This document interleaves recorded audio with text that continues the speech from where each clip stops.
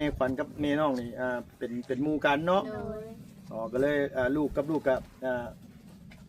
โอ้ยน่าตกใจได้พี่น้องเลย เป็นเสี่ยวกันอีกเป็นเสี่ยวกันอีกโดยโอ้โดยแล้วประเทศนี้ก็ไปมาหาสู่กันอันนี้นี่ซื้อยังต้าน้องต้าโดยโอ้เอาพ่อเพิ่นนี่ไปทำงานอยู่ไทยเนาะโดยปล่อยให้เมียเลี้ยงลูกอยู่บ้านโดยโอ้แต่ในผัวคนบ้านเดียวบ่นั่งหรือว่าคนละบ้านคนบ้านโคกกลางคนบ้านโคกกลางโดยโดยไปพ่อกันที่ใจพ่ออยู่บ้านหรือพ่อกันอยู่ไทยพ่อกันในเฟซพ่อกันใน Facebook โดยโอ้อำนาจของ Facebook นี่บ่ธรรมดาเนาะอำนาจของ Facebook นี่เนาะแต่งงานแล้วบ่ล่ะยังไม่ทันได้แต่งยังบ่ทันได้แต่งมัดแขนน้อยไว้ซื่อมัดแขนน้อยหรือว่าขอกันไว้ซื่อๆเนาะโดยโอ้แต่ว่ามีพยานหัก1 คน ไว้แย่งแทนพ่อโอ้พ่อ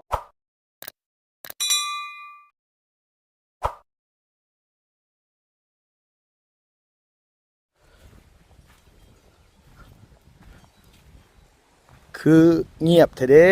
พี่น้องเอ้ยคือมิจิรีอยู่บบุนี่พี่น้องเนาะโดยขวัญเอ้ยป้า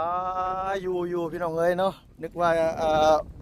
บ่มีคนอยู่น้องเพิ่นไปอยู่พุ่นโอ้โดยเราพี่เนาะมื้อนี้ก็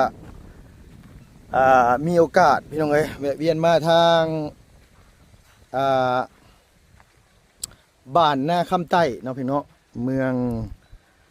สะพังทองแขวงสนเขตพี่น้องเอ้ย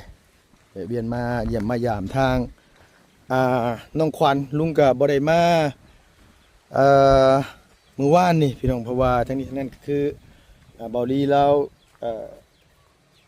ข้ามไปไทยไม่ตู้เพิ่นอยู่อันว่ามุกดาหรือว่าเมย์บ่เตียงบ่ลีนั่นแหละเพียงเนาะไม่ตู้แล้วบ่สบายก็เลยข้ามไปหาหมอญี่ปุ่นกลับมาแล้วก็เลยพากันมาอัปเดตนะพี่เนาะโอ้สวนผักสวนมีสวนหมักข้าวโพดหมักสาลี่ปลูกเลี้ยงเป็ดเลี้ยงไก่ป้าโทษพี่น้องเอ้ยลูกหรือหลานนั่นน่ะโดยสบายดีลูกเจ้าบ่บ่แท้อายุจักปีนาง16 ปีอ๋ออายุ16 ปีมีลูกแล้วเอาผัวแต่จักปีถ้าไปเอาตอน16 ปีแหละเอาแล้วก็เลยลูกเลยโอ้แล้วพออันนี้ได้ซะพอเด็กน้อยเพิ่นไปเฮ็ดงานอยู่ไทยไปเฮ็ดงานอยู่ไทยโอ้โดยเป็นหมู่เดียวกับขวัญบ่อันนั้นนุ่นเอื้อยยังคือตัวน้อยแท้โดยสบายดีกำลังเฮ็ดหยังนั่นน่ะเอาพุ่นไปใส่พักป้าตกพี่น้องเอ้ยมันเป็นคอกเป็ดหรือคอกหยังนางนี่น่ะคอกเป็ดคอกแบ่อยู่ร่วมกันเลยโดยโอ้ยผู้สาวยังว่าคือใจถึงแท้ไปบายขี่ไก่ไปใส่พักว่าซั่นว่าโอ้ยโดยเอานึกว่าบ่อยู่ได้มิจิรีอยู่เมื่อกี้นี่อยู่เนาะนางอ้อไปใส่ซะน่ะไปโรงเรียนน้องอ้อไปโรงเรียนโอ้ป้าตัวมือกรอบเอาพี่น้องเอ้ยร้อยใช้เข้าทางไหนออกทางไหนเฮ้ยนี่โดยปลาหลายบ่นะหลายอยู่ตอนนี้เขาขึ้นกินน้ำแน่แล้วก็เพิ่นเอาขึ้นกินน้ำแน่โดยย่างมาเล่นบ่โอ้ฟ้าแฝดบ่นางชื่อเจ้านี่อ๋ออันผู้นี้นี่เอื้อยเจ้าเป็นน้องเพิ่นโอ้โดยเป็นพี่น้องมากับสาวขวัญโอ้โดยฮะพี่น้องเอ้ยเฮือนอยู่ไสโอ้ทางขึ้นมีต้นม่วงจักเป็นต้นใดบาทที่นี่อ๋อโดย ไข่แน่พี่น้องเอ้ยมื้อนี้บ่ได้หนาวปานใดเนาะแดดก็พออยู่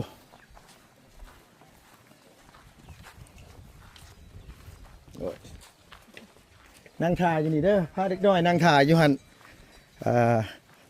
โอ้สบายดีเด้อสบายดีโดยกำลังสิเอาอันว่าฝุ่นไปใส่พักว่าซั่นว่าโอ้ยไปเล่นขี้แหละ ไปเล่นขี้ก็ขี้เป็ดเอามือเกาะเอาคอยป้าโธ่ธรรมชาติดีรอเนาะพี่ลึกอีหลีแล้วเอาแล้วสิขอไม่ใช่ลาบน้ำดอกโอ้ขอมือ พัก หน้าผมแล้วมือนี่บ่เอาแล้วมันยังใหม่อยู่ คือคอยยังไง ขอพักกันแล้วขี้เป็ดบ่เอา คันขี้เป็ดนี่บ่ปานใดคันโตเป็ดนี่ไล่อยู่เนาะบ่ดีเนาะไผฉันมาฉันไผฉันน่ะอันนั้นน้องเพิ่นมาเล่นน้ำมันว่าพี่น้องเขาเจ้าบ่หรือว่าใดอุ้มลูกน้อยมาได้หั่นน่ะโดยไปพี่น้องเอ้ยโธ่เนาะอ๋อทางเข้าทางพี่ทางลุงหนวดหาทางเข้าอยู่พี่น้องเอ้ยว่าเพิ่นเข้าทางใดโอ้โด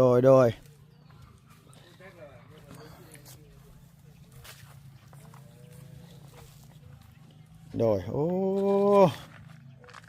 พักบัวอย่างนั่งพักบัวแบงหรือพักบัวเลยพักบัวธรรมดาพักบัวน้อยนี่เนาะพักบัวหัวนี่เนาะโอ้โดยฮดมือจักเทื่อล่ะมือละเทื่อนึงมือละข้างเนาะว่าง่ายฮดแต่ตอนแรงคือตอนเช้านี่เฮาบ่ได้ฮดเป็นบ่นางบ่ได้ฮดแต่ว่ามันยังเปียกอยู่โอ้มันยังซุ่มอยู่โดยปลูกผักยังไงเฮ้ยนี่น่ะผักบัวผักหอมสลัดแล้วก็ผักกาดผักบัวผักหอมผักสลัดผักกาดกระเทียมมีผักในตู้น้ำเนี่ยพี่น้องเอ้ยทางพี่อันตัวนั้นบ่ได้ใส่พุ่นบ่ได้ใส่ตัวนั้นบ่ได้ใส่เฮาออกมาโบงใหม่แล้วจังใส่เนาะล่ะเนาะโอ้อันนี้กระเทียมน้อยบ่หรือว่ากระเทียมกีบกระเทียมจีนเนาะโดยเฮ็ดเป็นชุยางเนาะขวัญเนาะตัวนี้เนาะบ่ได้ไปหาหยังบ่นางมื้อนี้ลูกไปเก็บผักมื้อนี้เก็บผักอยู่ไสน่ะเก็บผักที่สวนโอ้ไปขายบ่โดยขายแล้วขายแล้วได้เท่าไหร่เฮ้ยมื้อนี้ได้ 10,000 ลุงหนวดเอาให้9,000อ๋อไปขายให้ลุงหนวดเอาโดยเอ้าพี่น้องไอ้บ่ได้พอลุงหนวดแต่ดนเลยโมเมนต์ยังนอกพี่น้องเนาะยืมเงินเราใส่แต่เหิงเลยยังบ่ทันได้คืนเราอยู่จังแม่นเราปล่อยหาแล้วไปจักเดือนนี้ก็ได้ อันนี้นี่คือเฮาใส่แล้วตอนแรกจังฮดมันบ่ล่ะโอ้โดยแล้วบ่เรียบร้อยแล้วโอ้โดยอันนี้มาแข้งอย่างนางแข้งขมกินกับหยังเฮ้ยส่วนหลายนับเท่าใส่ซุปเท่าแล้วก็ลาปลาใส่ซุปเท่าใส่กินกับลาปลาโดยนี่แหละคือผู้สาวบ้านๆของแท้เลยแหละพี่น้องเอ้ยมาแข้งขมก็ยังกินได้บ่ควันตัวโอ้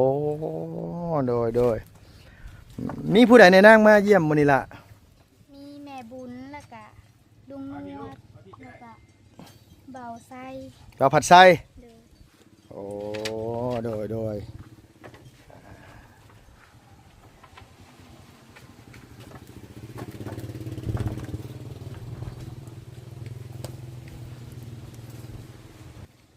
ไปได้ลุงโดยสิเข้าไปหาเขาน้องอื่นน้องตันกันเด้อบ้านนั้นผู้โดยโอเคโดยเดี๋ยวจังพ่อกันเนาะโดยจะเข้าไปบ้านเพื่อนน้องน้อยอยู่บ่กะบ้านนั่นน่ะอยู่เดี๋ยวไปพ่อกันอยู่พุ่นเนาะคำเนาะโอ้พี่น้องเอ้ยเจ้าบ่ได้สังเกตว่าเราคือไผน่ะคือเมียบ่เลิงถามแล้วมึงดูคือดีเลยโดยบ่ลอยเป็นพี่น้องกันบ่กับเมียบ่เลิงจักอยู่บ่แล้วมันเฮาบ่จักเพิ่นน่ะจักอยู่เอา อันนี้นี่คือเอื้อยบ่หรือว่าเป็นน้อง ถาม นี่ เราเลย บ่ทาง ถามเลยถามมึงเลย เป็นน้องเป็นน้องมันเมียบ่เลิง โดย เป็นน้องแท้ๆเลยบ่ บ่แม่นน้องแท้ๆ เป็นพี่เป็นน้องกัน โดย แต่ว่าคือกันแท้ๆเลย จะคือกันแท้ล่ะ อ่า เฮ้ยมานั่งทั้งนี้นะโดยโอ้แต่ชุดเจ้าเป็นพี่น้องกันเนาะนางเนาะ โดย อ๋อกับชุดเจ้าทั้งขวัญนี่นะ โด ห ย มู่ตี้บ่ เป็นแบบแม่ก็แม่ของน้องขวัญกับเป็นแม่เพื่อนน่ะเป็นเสี่ยวกัน โอ้ก็ไงกับลูกเพื่อนโดย ลูกเพื่อนเออเด็กอันนี้พ่อเพิ่นไปทำงานอยู่ไทย โดย โอ้โดยใกล้เพิ่นบ่ดี ได้บ่ละเดี๋ยวเบิ่งให้ได้ละ จักเดือนเลยนะ 3 เดือน 3 เดือน โดย อ๋อพี่น้องเอ้ยน่าจะเป็นคือแม่ครับเนาะผู้ชายหรือผู้หญิง ผู้ชาย โอ้คันลูกข่อยคือกันเด้นี่โอ้น่ะเห็นบ่ เนาะอ๋อคือแม่ขวัญกับแม่น้องนี่เป็นหมู่กันเนาะ โดย อ๋อก็เลยลูกกับโอ้ยตกใจได้พี่น้องเอ้ย เป็นเสี่ยวกันอีก เป็นเสี่ยวกันอีก โดย โอ้โดยแล้วทีนี้ก็ไปมาหาสู่กัน โดย อันนี้นี่ซื้อหยัง ต้า น้องต้า โดย โอ้เอาพ่อเพิ่นนี่ไปทำงานอยู่ไทยเนาะ โดย ปล่อยให้เมียเลี้ยงลูกอยู่บ้าน โดย โอ้แต่ได้ผัวคนบ้านเดียวบ่นั่งหรือว่าคนละบ้าน คนบ้านโคกกลาง คนบ้านโคกกลาง โดย โดยไปพ่อกันที่ใจพ่ออยู่บ้านหรือพ่อกันอยู่ไทย พ่อกันน้องเฟซ พ่อกันใน Facebook โดย โอ้อำนาจของ Facebook นี่บ่ธรรมดาเนาะอำนาจของ Facebook นี่เนาะแต่งงานแล้วบ่ล่ะ ยังไม่ทันได้แต่ง ยังบ่ทันได้แต่ง มัดแขนน้อยไว้ซื่อๆ มัดแขนน้อยหรือว่าขอกันไว้ซื่อๆเนาะ โดย โอ้แต่ว่ามีพยานหัก1 คน โดย ไว้แย่งแทนพ่อโอ้พ่อเพิ่นไปได้จักเดือนนั่นล่ะ ไปได้เดือนปลาย อืมคือเจ้านี่ก็เคยไปไทยคือกันอยู่บ่ บ่เคย โตได้ก่อน เคยอยู่ เคยไปไทยอยู่ โดย ไปเฮ็ดเวียกหยังลูก ไปงานบ้านนั่นเอง อ๋อตะกี้กับแม่ก็ไปคือกัน โดย เดี๋ยวก็ไปน้ำกันกับแม่แล้วก็เฮ็ดงานบ้านซอยกัน โอ้โดยเอาเจ้าซื้อหยังก่อนนางลืมถาม 400 ซื้อลอย โดย น้องลอยครอบครัวเฮือนซ่านเป็นจังไดลูกล่ะ จะแบบมีบาเซียมาลงทะเล อ๋ออันคือน้องนี่เนาะที่ว่าอันนี้อันนี้สองหัวเสียงเนาะ โดย เ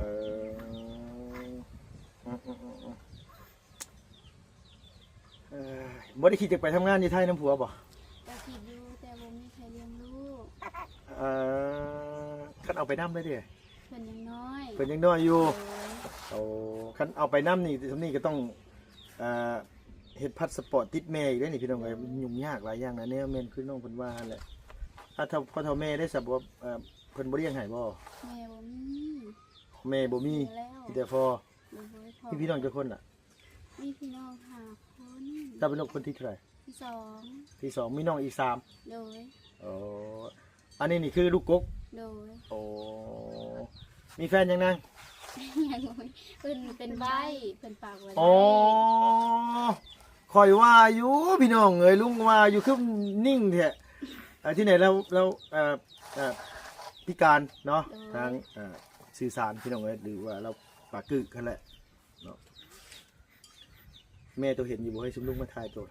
เห็น เห็นเพิ่นว่าได้ได เพิ่นว่าอันเพิ่นถามว่าไผมาทาย อืม เพิ่นเลยว่าอันลุงเตียงลุงอ่ะลุงดี โดยเพิ่นฮู้จักชุมลุงอยู่บ่แม่สิ แต่ จะ ในเฟซ ฮู้แต่ในเฟซ เลย โอ้แล้วมื้อใดแม่จะสิขึ้นมา บ่มี ยังบ่ฮู้ว่ามื้อใดสิขึ้นมา โดย เออโดยว่าง่ายก็คือเป็นยังเก็บกาแฟอยู่นั่นแหละเนาะ โดย กาแฟเบิดพุ่นแล้วเนาะ โดย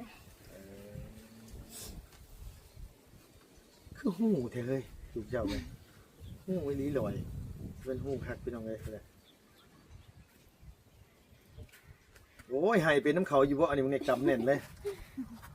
อ๋อเพิ่นถามอยู่เนาะนางเนาะว่าผู้ใดมาทายแน่ โดย ตอบแม่ชอบบ่ถูกว่าไผเป็นไผจำชื่อชอบบ่ได้ โดยแบบหลายคนแฮงสื่อบ่ได้เลย โดยสารวินบ่เฮ้ยมาหลายคนสารวินบ่ ธรรมดาอยู่ ธรรมดาอยู่ โดย บ่ดีว่ายันว่าเมื่อยนะยันเป็นลมแดดลมฝน โด โดย ดีใจ ดีใจวะ โดยดีใจ เอ แฮง อนี่ไผเจ้าไปทายเจ้าแน่นางเจ้ามาละ หาแต่ก็เสียงกับเบาอยากมาจับซื้อเพิ่น บ่เสียงกับไผเด้พี่น้องไอ้ลุงก็บ่ได้ไล่เบิ่งทีมงานของลุงนี่บ่ โดย บุญมันป้าเปล่าวะแม่นบ่ลูกแม่นบ่ จื้อ บ่จันบ่ ได้ โอ้ยลุงก็บ่ได้เข้าเบิ่งพี่น้องเอ้ยเนาะก็เลยอันว่า คือ บ่ ว่า ได้ เบาเงาบ่ อ๋อบ่ยาว เออ อ๋อบ่ยาวโดยเออเมื่อยอยู่บ่เฮ้ยชุมลุงมาหาเมื่อยบ่ บ่เมื่อยดีใจ ดีใจเนาะยันว่ามาเมื่อยปากเมื่อยเว้านำเนาะเอาง่ายๆก็คืออันนี้นี่คือนี่แหละพี่น้องเอ้ยอันนี้กับไม่เท่าเป็นคนแบ่งให้เนาะล่ะเนาะ โดย พี่น้องบางคนว่าอันว่าอันเลินน้องคือกว้างคือขวางแท้ว่าที่จริงก็บ่ได้กว้างบ่ได้เด้พี่น้องเอ้ยอันนี้มันมีหนองน้ำนี่น้องนะเนาะ โดย เวลา น้องก็เป็นน้องของแม่เฒ่าเพิ่น บ่ได้น้องเจ้าบ่ใช่ โดย เอาบ่แม่นที่นั่น โดยก็ไปหาดินเพิ่น มี ค่ะ แค่หนองนี่ แคมป์น้องนี้ โดย ขึ้นไปฮอดไสดุ ไปฮอดพวกนิ้วนี่แล้วก็ อ๋อ ไปจำหัวหัน ไปก็ไปบ้านหัน โดย อ๋อโดยเวลาฝนตกมายามนั้นน้ำไหลมันสิบ่ไหลเข้ามาพี่บ่ล่ะลอย ไหล ไล่ เข้าร อดตารางเลย ไหลเข้ามาพี่เลย มันไหลมาแต่ทางเนาะ โดย มันโค้อยแบบนี้นะพี่น้องมันไหล ตก ลากมา บนไว้เข้ากับเปียก ใช้หมองไว้เขาเจ้า นี่ อยู่นี่บ่ซะ โดย โอ้ตอนแรกลุงก็คิดว่าหมองไว้อันว่ารถมอเตอร์ไซค์พี่น้องเอ้ยโอ้โดยอันนี้หน้าเฮ็ดอยู่หน้าพระตัวอื่นบ่อันว่าขวัญ โดย หน้า หน้าไก่แคมเซ่ หน้าก็แคมเซ่ โดย เซ่ยังลูกล่ะ เพื่อนพร โอ้โดยอ่าทุกพี่น้องเอ้ยมามื้อนั้นเห็นทีมงานเต็มอยู่ก็เลยบ่ได้อันว่าแวะเล่นน้ำน้องเพิ่นซ้ำก็เลยอันไปอันว่าหาเข็ดน้องดึงน้องอันนี้ผู้นี้นอนจักมุ่งสิมา ประมาณ3 โมงครึ่ง เพิ่นขี่รถ 4 โมง เป็นขี่รถยังไกลละ ขี่รถที่ไฟฟ้า อ๋อแล้วก็บ่ได้ขาดโรงเรียนบ่ บอ ไปซุมื้อ โดย อ๋อโดยมื้อนี้เก็บผักไปขาย โดย ได้20,000กีบ โดย เอาได้มือละ10มือละ20ก็ขอให้มันเข้าซุมื้อเท่านั้นนังเนาะ โดย เฮ็ดยังเป็นยังให้ตัวหากบหาเขียดหาปูหาปลาได้ปะ ได้อยู่ เออคือเดี๋ยวขออนุญาตถามนะคุณเรื่องนี้อันว่าอันนี้คือเอาผัวจะหน่อยเถอะล่ะ ด้วยความจำเป็นว่ามีใครให้นะ อ๋อเขาจำเป็น คือบ่มีคนพาเฮ็ดให้เฮ็ดนะบ่มีคนอันว่าซอยคาดซอยไถนี่เนาะล่ะเนาะอ๋อก็เลยอันว่าเอามาซอยพ่อปัจจุบันนี่คืออยู่เฮือนอยู่กันจะคน อยู่4-5 คน อ๋อพ่อหลังจากแม่เจ้าเสียแล้วเราบ่ได้สร้างครอบครัวใหม่บ่ดูนี่เด้อ เพิ่นก็แม่เสียได้ 2-3 ปีแล้วเพิ่นก็สร้างครอบครัวใหม่ อ๋อตอนนี้เนี่ยสร้างครอบครัวใหม่คือเจ้าน่ะอยู่กับแม่ใหม่บ่หรือว่าอยู่ อยู่รอพวกน้องพ่อน่ะไปอยู่เพิ่นไปสู่เมีย อ๋อไปสู่เมียใหม่เพิ่น โดย ปัจจุบันนี่คือสุเจ้าอยู่แต่สุเจ้าเอง โอ้ 4-5คนพี่น้องสุเจ้านี้เนาะโอ้โดยลุงก็ยังบ่ได้เบิ่งคลิปน้ำช่องบ่เสียงเลยพี่น้องเอ้ยที่ไปที่มาน้องก็บ่ฮู้ว่าเป็นแนวใดแน่บ่ได้ไล่เบิ่งว่าง่ายๆซะว่าอันนี้บัดนี้แหละคือหลังจากแล้วเข้าเนี่ยว่าผัวเจ้าจึงไปเฮ็ดเวียกอยู่ไทย โดย มันจำเป็นเนาะนะเนาะว่าง่ายซะเนาะ โดย อ่า ก็ยังไงก็คือเอายังน้อยดีเด้พี่น้องเอ้ย16 ปีมีลูกผู้หนึงแหละหมายความว่าอยู่น้ำกันเลยก็เอาน้องเลยเนาะล่ะเนาะ โดย อ๋อโดยคันว่าบ่ฮู้จักนี่คิดว่าเป็นผู้สาวสำน้อยสำได้พี่น้องบ่คิดว่าเป็นแม่ลูกอ่อนสำได้นี่ได้เพราะว่าอย่างเนาะน้องเพิ่นยังน้อยๆนึงหน้าตายังละอ่อนอยู่แต่ว่าได้ลูกหนึงแหละมันจำเป็นก็เลยเอาเนาะล่ะเนาะยังน้อยก็เอาเนาะคือปัจจุบันนี่ก็คือมีแต่ทั้งผัวเจ้าเนาะเป็นคนพาเฮ็ดพาทำเนาะ โดย เป็นเฮ็ดเวียกเฮ็ดงานเอาเข้าขึ้นเล่าขึ้นแค่แล้วก็ไปทำงานอยู่ไทยน้อยเพื่อนตัวก็เพื่อนขวัญผู้ใดหลังไงกูกัน เพื่อนน้องหลังง่ายอยู่แต่ว่ามันเพหมดแล้ว มันผุมันพัง โดย มันห่างเมื่อไร โดย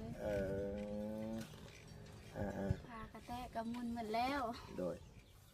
ตัวคิดเบิ่งดีๆแน่ตัวว่าเพื่อนขวัญนี่บ่ห่างบ่เพ่บ่เดี๋ยวไกลๆเดี๋ยวมันสิล่มเลยนะน้องขวัญเนาะ โดยพวกกับกัดเสา เด้อ เพื่อนน้องกับ ตีนเสา ทั้งพวกทั้งอย่าง สมบปิเลยเนาะนางเนาะมันหลายปีเลยเนาะอันนี้นี่ขวัญมาอยู่ตั้งแต่ขวัญยังน้อยๆอยู่ได้พี่น้องไงขวัญว่าน้องขวัญเนาะ โดย มาอยู่นี่หลายปีเลยลุงไปสวนพักพี่น้องเนมลงมาพักนี่เมื่อนั้นโอ้ยนึกว่ามันสิล่มแหละมันห่างแห้งแล้วมันจะอันนี้พร้อมเลยเนาะมันหลายฟ้าหลายฝนแหละคิดเบิ่งหั่นแหละหญ้าผุพังเมื่อแหละเป็นว่ามันจนบ่มีหม่องสิลบแดดลบฝนแหละมันก็ถือว่านักเติบอยู่ทางพ่อแม่น้องกับย้อนอยากว่าอยากได้เฮือนในซ่านลิ้นล้นไปเนาะล่ะเนาะ โดย ทิ้งให้สองสาวอยู่น้ำกัน2 คน มีแต่หมู่เอาน้องได้เนาะเป็นหมู่กันเนาะยามมื้อคืนเนาะ โดย มีบ่เคยแบบว่าคนมาเล่นนำยามมื้อคืน บ่มี บ่มี โดย ก็ง่ายๆก็คือคำมากกับเว้ากัน2 คนน้องๆแม่ๆเลยเนาะพี่น้องกันเนาะ โดย ตอนนั้นแหละเนาะ โดย เออ ก็ค่ะเพิ่นเซ็งสิกันเซ็งเฮียนนี่แหละบ่ได้คอยเว้าตรงกันเพราะว่าเพิ่นใช้สมาธิกัน อ๋อบ ทเรียนเพิ่น ว่าง่ายว่าเพิ่นใกล้สิเซ็งเนี่ยเพิ่นก็มาแล้วเพิ่นก็อ่านบทเรียนเพิ่น โดย เพิ่นก็ทวนความจำ โดย ก็บ่ได้ค่อยคุยกัน โดย อยู่ไผอยู่มัน โดย เอาเนาะ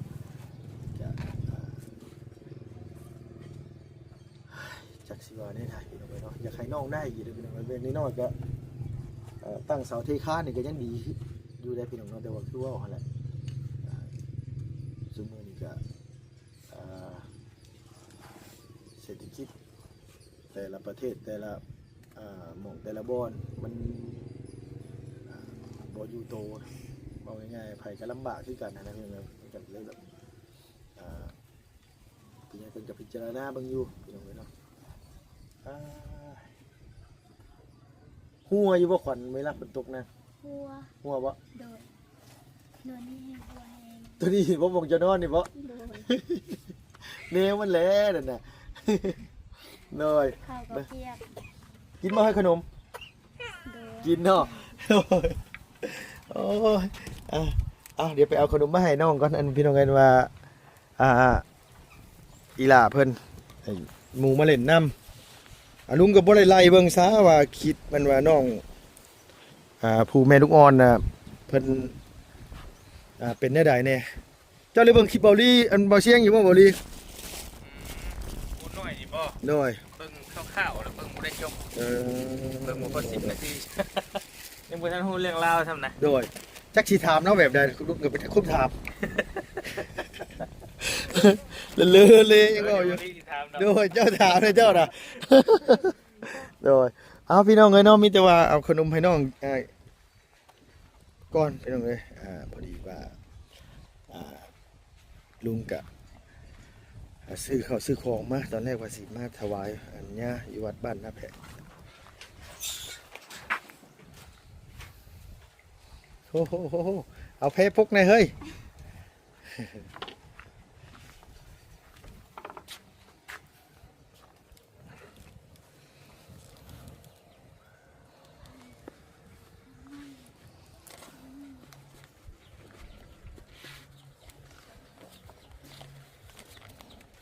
โดยเอาแบ่งกันกินเด้อขนมเด้อนางเด้อ โดย จังสิมาฝาก ใจเด้อ โดยบัตรเติมเงินบ้านตัวใบเท่าไหร่เฮ้ย ใบ11 ใบ11,000 โดย โอ้บ่ได้สัก2ใบใช่ป่ะเอาดูก็หายซะ โดยอันนี้นี่กินนุ่มโตหรือกินนุ่มป๋องล่ะ นุ่มน้องแน่นุ่มคุณแน่ นุ่มเจ้าแน่แล้วก็นุ่มพูนแน่ โดย กินเก่งบ่ กับบ่เก่ง บ่เก่งปานใดเนาะ โดย เออโดยโอ้เอามีแต่ว่าจังหน่อยบอลี่เพิ่นเข้ามาโอ้พี่น้องไอ้ลุงกับจักสิถามแบบได้เริ่มแบบใดโอเคฉลังเอาสบายดีป้าลุงเนี่ยเลยล่ะเด้อโดยโอ้ยเนาะมื้อนี้พี่น้องเอ้ยจักจังไดบุนี่บอกขัดติดอยู่มื้อนี้ก็ได้เนาะพี่น้องขอโทษขออภัยหลายๆพี่น้องเอ้ยเริ่มต้นไปบ่เป็นเลยมื้อนี้พี่นี่ล่ะเนาะพี่น้องเนาะก็คือฝากพี่ฝากน้องไว้แน่เฮือนอีหล่าน้อยเพิ่นก็ผุพังเบิดแหละใบตองห่างเพเบิดแหละพี่น้องเอ้ยเนาะเอาฝากพี่ฝากน้องไว้พิจารณาซอยกันเนาะพี่น้องน้องก็เป็นคนดุคนมันผู้หนึงแหละก็ถือว่าสู่ชีวิตเนาะพี่น้องอยากได้เฮือนในซ่านมาซั่นมาบุญ